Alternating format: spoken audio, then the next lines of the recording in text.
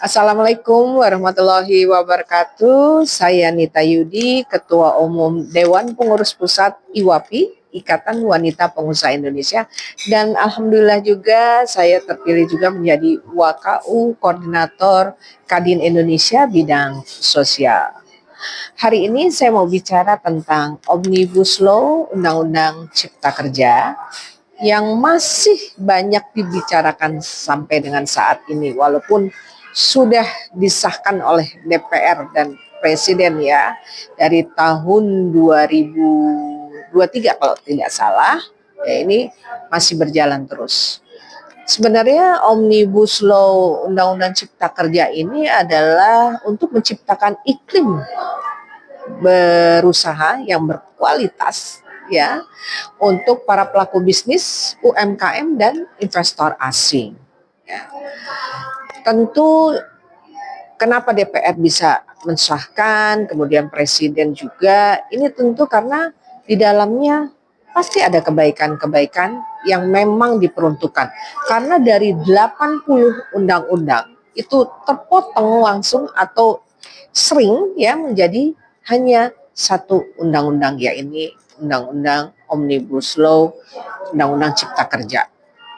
Apa saja sih dampaknya yang saya lihat di sini ya dampaknya. Satu adalah perizinan untuk berusaha itu disederhanakan dan dipercepat. Contohnya adalah untuk pengusaha yang mikro dan kecil, ya itu tidak perlu lagi memproses perizinan, tapi cukup hanya mendaftar.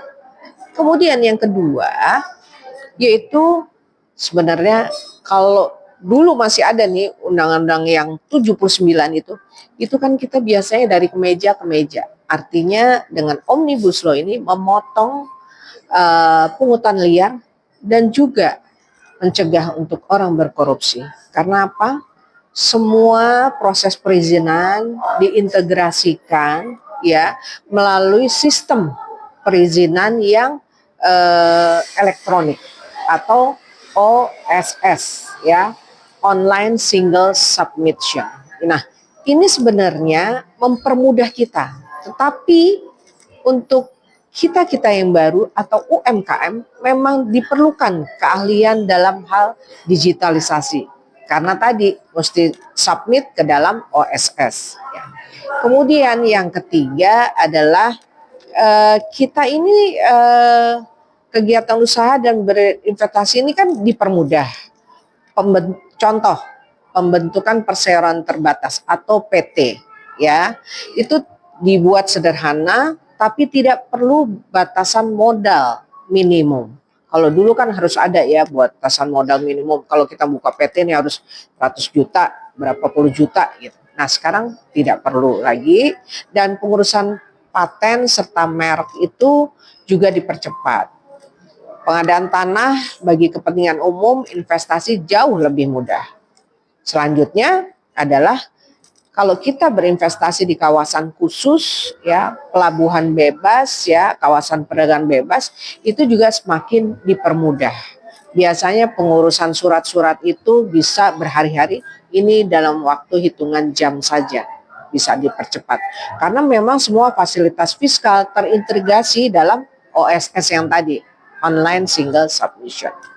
Nah, selain itu, Indonesia juga membentuk Sovereign Wealth Fund, yaitu bagaimana menempatkan dana, kemudian juga ada surat negara yang bisa dilakukan kerjasama dengan pihak ketiga. Yang terakhir, Undang-Undang Omnibus Law Cipta Kerja ini juga melindungi dan meningkatkan peran pekerja mendukung investasi di Indonesia.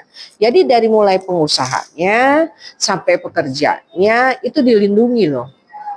Nah, tapi memang ada segi negatifnya yang sudah saya sering membaca ya di Google, di media, pokoknya medsos ya, bahwa pekerja itu merasa beberapa yaitu upahnya semakin rendah dan tidak layak. Kemudian PHK-nya jadi dipermudah. pesangonnya dipangkas ya, outsourcingnya tanpa batas, pelemahan eksistensi serikat pekerja dan lain-lainnya. Nah, ini padahal kalau kita melihat yang tadi saya sudah sampaikan bahwa segi positifnya itu banyak sekali, terutama bagi kami para pelaku usaha ya. Tidak mungkin DPR akan mensahkan, Presiden juga mensahkan apabila ini jomplang antara pelaku usaha dengan pekerja. Nah, karena ada bagus untuk pelaku usaha, ada bagusnya untuk pekerja, pelaku pekerja. Nah, keharmonisan ini yang harus dipertemukan. Satu pihak juga semua dipermudah karena ada masalah digitalisasi tadi melalui OSSS. Kita harus bisa menghargai ya jeripaya pemerintah ya supaya tadi keseimbangan. Jadi apa yang perlu dilakukan oleh pemerintah saat ini? Memang ini masih lemah pemerintah kalau masalah sosialisasi. Nah, sosialisasi apabila ada undang-undang yang akan udah sampai di prolegnas kemudian mau digolkan, memang dibutuhkan adalah organisasi-organisasi yang terkait oleh undang-undang tersebut. Contoh undang-undang Cipta Kerja, artinya kan harus disamakan, disosialisasikan dengan para pelaku usaha. Di mana pelaku usaha? Ada IWAPI, ada Kadin, ada HIPMI, dan lain-lain. Nah, begitu juga dengan serikat buruhnya. Nah, ini kan ada tripartit ya antara pelaku usaha, pebisnisnya, kemudian pemerintah, dan ada persatuan buruhnya. Bagaimana Indonesia mau maju kalau masalah ini saja masih diperdebatkan? Yuk kita sama-sama menyadari bahwa kalau dikasih yang mudah, kenapa tidak? Memang kita perlu belajar. Nah, mari sama-sama kita menghadapi hal-hal yang baru ya, pasti ada kebagusannya. Jangan lihat dari segi negatifnya. Mudah-mudahan ini bisa menjadi wacana buat seluruh masyarakat Indonesia. Yuk sama-sama kita ambil kebagusannya ini dan jauhkan dari hal-hal yang negatif. Dan harapan saya untuk pemerintah selanjutnya, karena kemarin Pak Jokowi lebih push kepada infrastruktur, dan di mana dampaknya sebenarnya adalah untuk kemudahan kita berusaha juga.